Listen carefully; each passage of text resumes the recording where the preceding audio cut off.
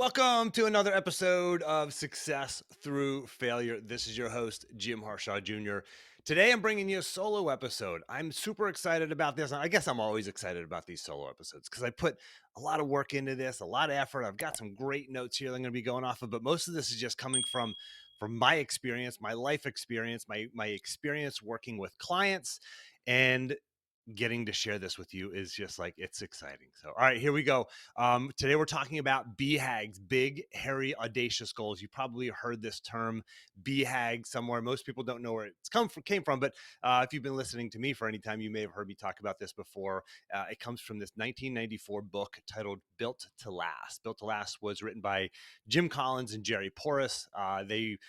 Jim Collins went on to write Good to Great. A lot of people have heard of that book. But this book is really like, if you're in business, you have to read this book. It is absolutely a game changer. They talk about these, I think it was 17 companies that they identified that were, quote, built to last. Like they survived through boom and bust cycles. They survived through multiple technology iterations, and they adapted, iterated, and overcame. They lasted through world wars, etc.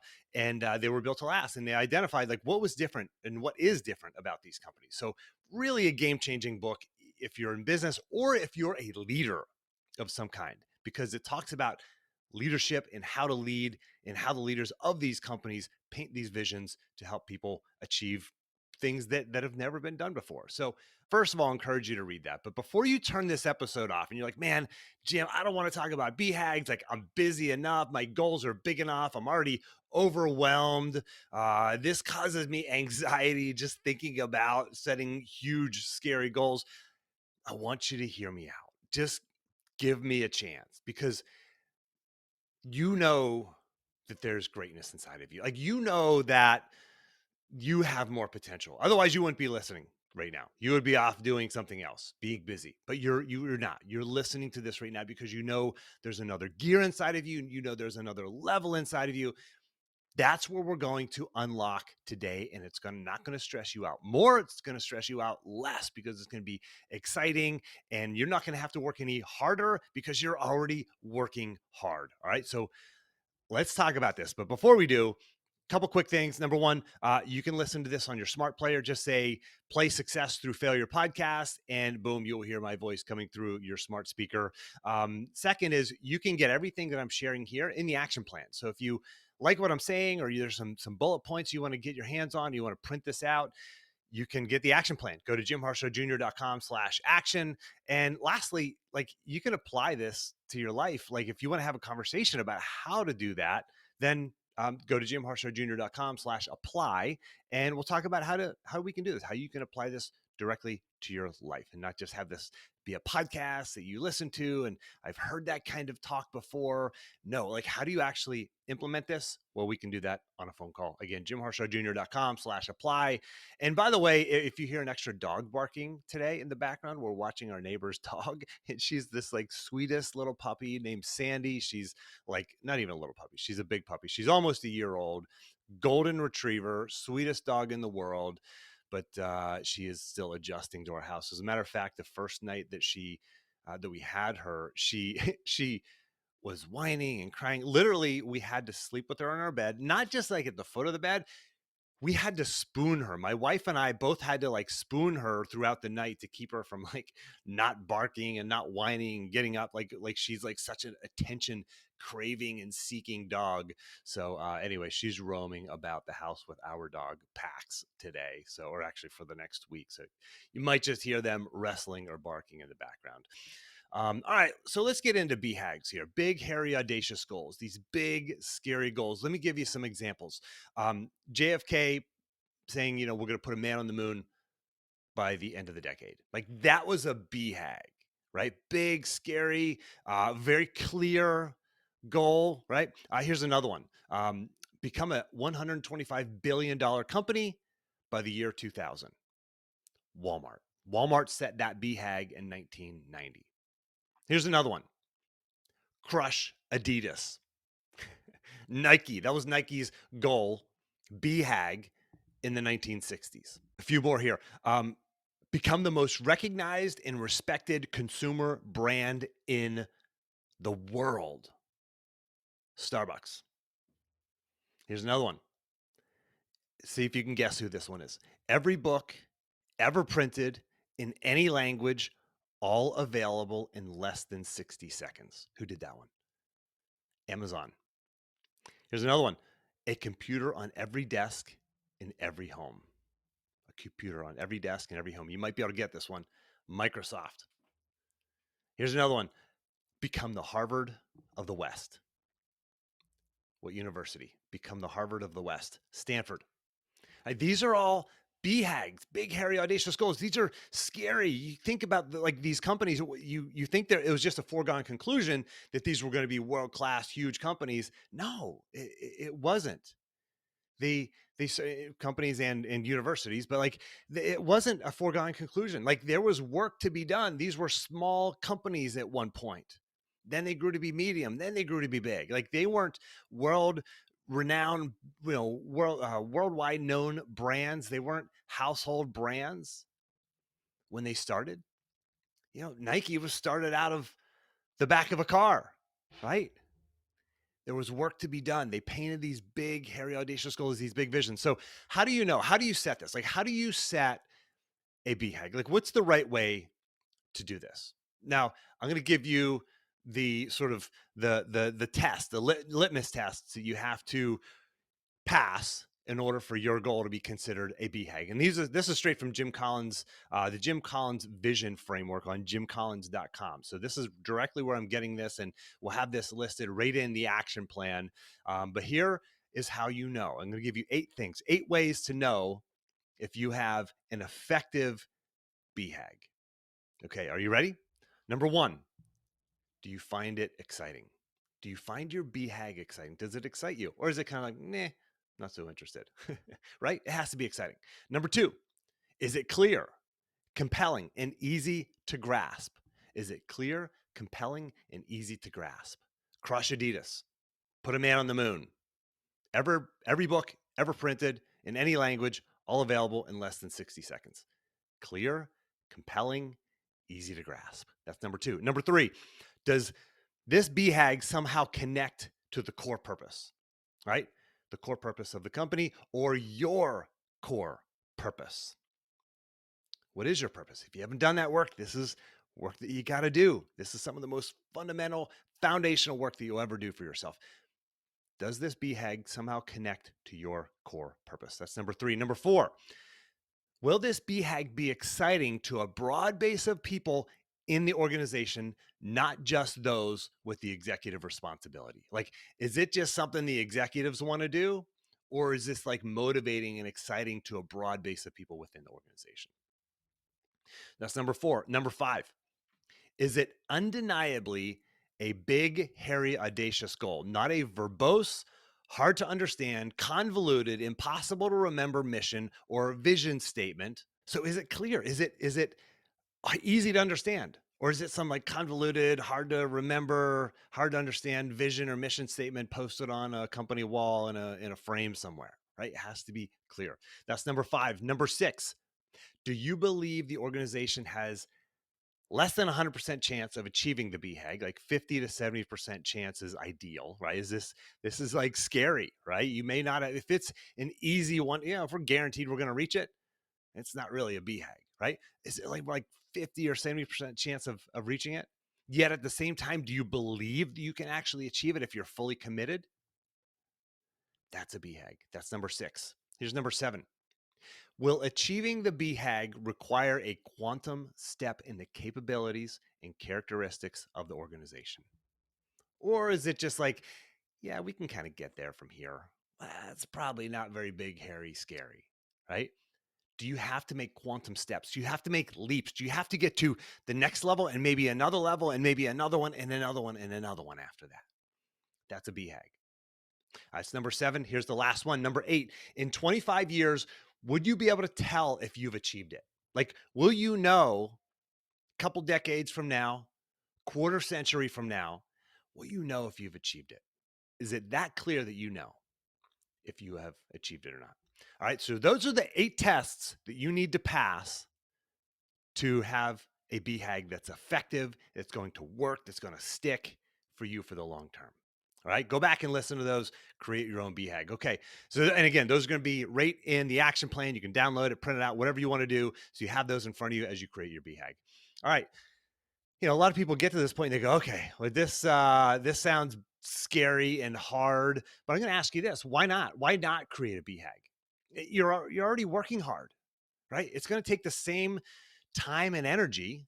Like if you're already dedicated to what you do and spending a lot of time, this is about putting, things behind it, like energy behind your goals that force you and help you to take that quantum leap. Why not? I mean, why not do that? Why not have something that's exciting? Why not have a goal that's going to get you out of bed in the morning? Why not have a goal that is so clear, it is easy to understand at just a quick glance? Everybody wants clarity. I talk to so many of my clients who want that clarity. Like BHAGs help you get that clarity. All right, I'm going to give you 10 reasons why you're not setting your big, hairy, audacious goal and how to overcome them. Okay, I'm climbing inside of your head. All right, I'm getting inside of your head. I know what you're thinking. I'm going to tell you what you're thinking and help you overcome those things, those hesitations. Okay, number one, you're saying, Jim, I'm not sure where to start. I don't know where to start. Well, guess what? You don't have to know where to start. Just start, just do something. Here's where it usually starts. Here's where you can almost always guarantee yourself a good first step. Pick up the phone. Schedule time to meet with somebody, to talk with somebody, to have coffee with somebody. It might be picking up the phone. It might just be an email, sending that text message to get in touch with that person, right? It's meeting with a person. The catalyst is picking up the phone or sending the email or sending the text that will lead to having the conversation, and magic happens when you connect with people. Just start. Like, you don't have to see the whole way down the path. Like, if you want to drive from New York City to Los Angeles at night in the dark, you can do that seeing a couple hundred feet ahead of you in the headlights. You don't have to see the whole way there. You're going to start driving down the road, and guess what? You're going to hit construction. You're going to have to take a detour. You're going to be driving down the road and go, gosh, I didn't know that I could actually go this way. Guess what? There's different routes. There's different things along the way. You're going to be like, man, I didn't see that this opportunity was here. Well, you can't see that from back in New York. You have to get to halfway across the country before you can see that other opportunity. Okay, there's another opportunity here. Didn't even realize that. Well, you can't see it from where you're standing right now. You just have to start, okay? You're not sure where to start, just get moving. I mean, most college students change their major, right? And you might change your path along the way. Like, just because most students change their college major, it's like, I don't know, 60 or 80%, something really high percentage. It doesn't mean you shouldn't start college. No, just start. Get there. Take some classes. Figure it out. And you'll educate yourself along the way. All right. So you're not sure where to start. Make a phone call, send an email, send a text message, and get that meeting with that person who's done it before, or who's a mentor of yours, or who has a similar idea that you have. That's where to start. Number two, here's another reason why most people don't start: imposter syndrome. Why me? I can't do this. This is not for this poor kid from so and so, or rich kid from so and so, or I don't have the degree, or I don't have the connections, I don't have the money, like I don't have the whatever. Why me? I can't do this. Well, guess what? You have to believe. You have to start by believing that it is possible for you. There's people who have had less money, fewer opportunities, less education than you. They're doing it. Everything is possible when you believe. This is a quote from UFC fighter Yoel Romero. He was a world champion wrestler from Cuba. Episode 262, I dive deep into this. Episode 262, we talk about believing. How do you create belief in yourself? How do you get over that syndrome of, yeah, but I can't do that? Episode 262, if you want to go deeper into that, you can do it. Other people are. Number three, I'm not sure how to set goals, Jim. Okay, if you're not sure how to set goals, go to jimharshawjr.com/goal setting. It's a blog post with everything you'll ever need to know on how to set a clear goal. I'm going to give you a real quick, simple structure here. Number one, set a SMART goal. I didn't invent that acronym, but the acronym SMART stands for this: specific, measurable, attainable, relevant, time bound. Okay, create this framework for your goal. Make sure it's like specific. That's the thing people most, they struggle with most is like, they say they want to get better at something, right? No, make it a specific goal, right? Create a deadline. Identify who can help. What are the obstacles you're going to face along the way? Create a rough plan to get there, and then create micro goals. These are short goals that you hit along the way that you have to hit the pause button, actually schedule these and plan what these are. Like once a month, I have my clients do this once a month. They hit the pause button on their life, step off the treadmill of life, get out of the rat race, identify how they did in the last month, and then they plan the next month and set these micro goals. What can I do in the next 30 days? Right. Again, you can go to jimharshawjr.com/goal setting, blog post with everything you need to know there. Again, that link will be in the action plan. All right. Number 4, I'm not sure if this is really what I want. I'm not sure if this is the vision for my life, Jim. Well, here's what I want you to do. I want you to script out your miracle life. If you had everything that you wanted in your life, what would it look like? Like, what would your days be like? And you're not going to be, trust me, you're not going to want to sit there sipping Mai Tais on the beach every day, right? That gets old. You're going to want to be a contributing member of society. If not, then you're listening to the wrong podcast. But what are you going to do to make an impact? What does that miracle life look like? Who are you with? Who are you spending your time with? Where do you live? What are you doing in this miracle life? Right? You might be taking a lot of vacations. I know I am, right? But script it out. What are you doing? What is your occupation? How are you serving the world? Who are you spending your time with? Script that out. That is your vision for your life. If you're a client of mine or a longtime listener and you've done this, go back and look at it. So often I do this with clients, and then 3 months or 6 months or 9 months later, I actually, we're on a call and I'll pull it up and I'll read it to them, and they go, "Oh my gosh, Jim. Wow, I forgot about that. I actually already know what I want. I just forgot." Right? If you've already done this work, go back and review it and get clear or re-clarify that vision and see if that BHAG fits into that. Your BHAG should align with that. That's number 4. Number 5. Jim, it's too hard, man. This is just daunting.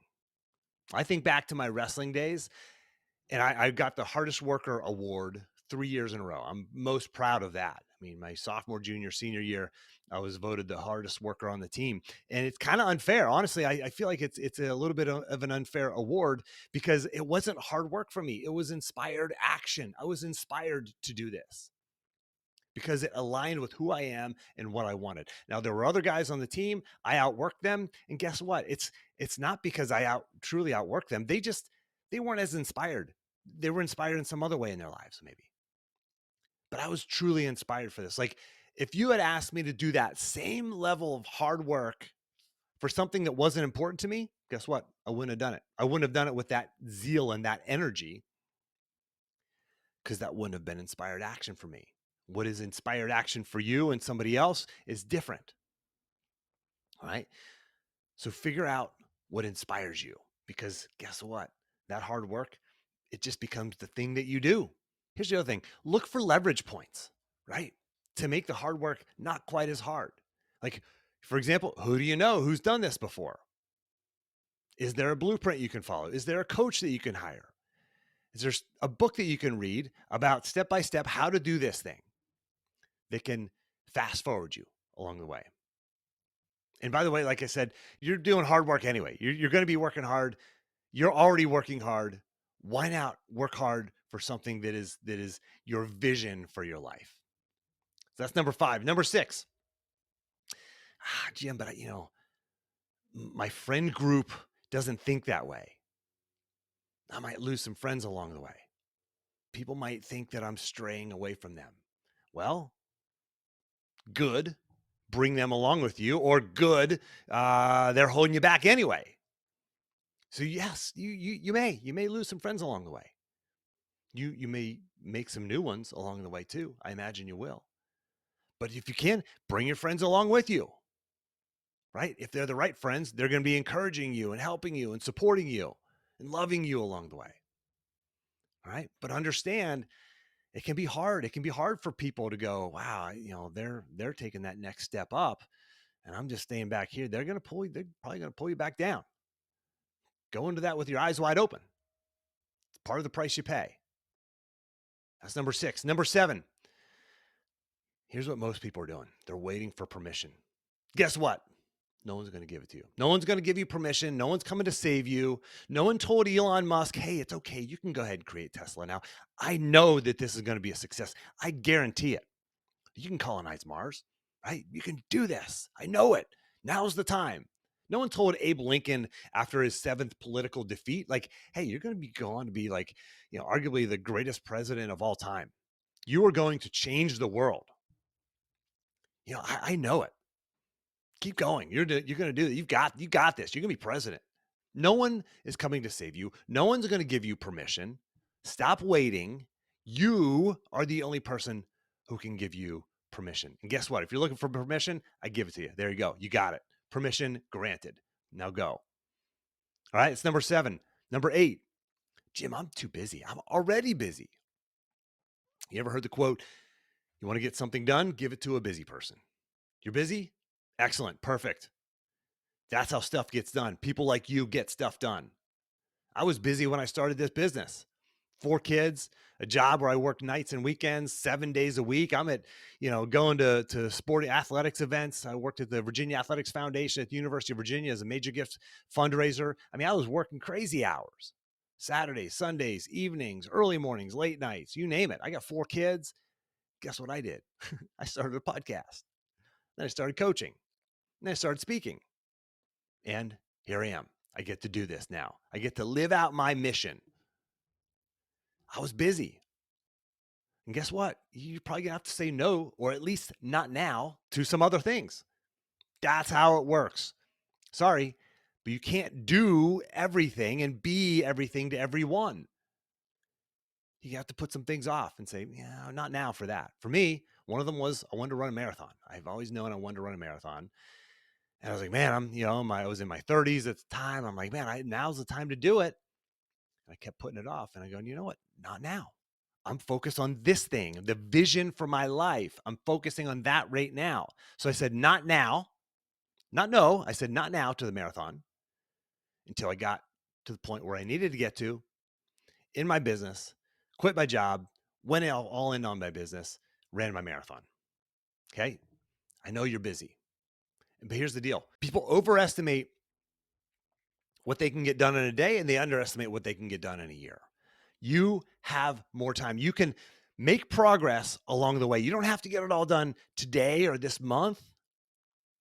I tell you what if I had a magic wand and I could give you a 40-hour work week, one 40-hour work week every year to just dedicate to that thing, your BHAG. I can give you one extra 40-hour work week. What if I could give you 2? What if I could give you 5? What if I could give you 9? What if I could give you 9 40-hour work weeks in the next year? Could you crush it? All right, you ready? Here's how you do it. Wake up 1 hour earlier. 1 hour earlier. 365 days. That's 9 40-hour work weeks. What are you going to do with that? Wow, Jim, already get up early. Get up 30 minutes earlier then. You have 4.5 40-hour work weeks. A month to dedicate to your vision. I know you're busy. You can make this happen. That's number 8. Number 9, Jim, this has never been done before. What I'm trying to do has never been done. Guess what? Everything was impossible till someone did it. The 4-minute mile, flight, the Wright brothers, first in flight, right? There's no iPhone till Steve Jobs created it. And listen, you're probably not trying to break the 4-minute mile. You're probably not trying to do something like akin to being the first in flight. Maybe you are. But guess what? Someone, like I said earlier, someone with less money, less education, less opportunity, someone who's busier than you, they already did it. They're already doing what you want to do. I know it's hard. You can do it. It's been done before. All right, here's the last one. Number 10, you've tried before and you failed. You've tried and you failed and you're like, man, Jim, I don't know if I can. I'm afraid to set this BHAG, this big, hairy, audacious goal because, I dipped my toe in the water last time and I got burned. Has this podcast not taught you anything? If that's your fear, you got to go back and listen to some more episodes, because failure is the way. Failure is the way. Failure is the path. There's a study done at Northwestern University, Kellogg School of Management. I shared this recently on an episode, but it's worth saying here again. They studied 3 groups who found success. It was successful grant applications to the NIH, National Institutes of Health, successful VC-backed startups, and the third one was successful terrorist attacks. And they studied the ones that succeeded in accomplishing their mission. And what they found was all of the winners started as losers. All the successes started as failures, but not all the failures became successes. You know what the difference is? You know what the key difference is between the ones that never succeeded and the ones that went from failure to success? The ones that went from failure to success had a shorter time between attempts. You failed? Good. Take the next attempt, next try. Go for it again, because you're learning from that failure. And the longer you wait, the less likely you are to succeed. Shorten that time between attempts. Keep trying. Go for it again, because that is the path. So now you have no excuse. You have no excuses about setting a BHAG. You know how to do it. And I've just blown up every obstacle, psychological obstacle in your way. Set your BHAG. Share it with me. If you like this episode, screenshot it, post it on Instagram, post it on Twitter, and tag me. Let your friends know about this episode. Episode 302 of the Success Through Failure podcast, jimharshawjr.com/302. If you like this, share it on social media, give it a rating and a review on iTunes. That always helps. I appreciate you listening. You might be hearing the dog barking in the background, so I got to go. Have a great day. If you like this video, hit the like button below. But also, what was helpful? What wasn't helpful? What questions do you have? I'll reply to every comment below. And if you actually want to get all of the notes, all of the quotes, all of the links, all of the action items from this entire episode, go to jimharshawjr.com/action and you can download the free PDF action plan. It'll give you all the notes, quotes, links, everything from the entire episode. You'll also get access to all of the action plans from all of my episodes of the Success Through Failure podcast. And if you want to learn how you can actually apply this learning to your life, figure out how you can start getting results now, you can actually sign up for a free one-time coaching call with me. Just go to jimharshawjr.com/apply. That's jimharshawjr.com/apply. It's a very quick, short application process. Find a time on my calendar, fill out the questionnaire, and you and I will have a conversation about how you can start getting results in your life by applying what you've learned. I look forward to talking to you.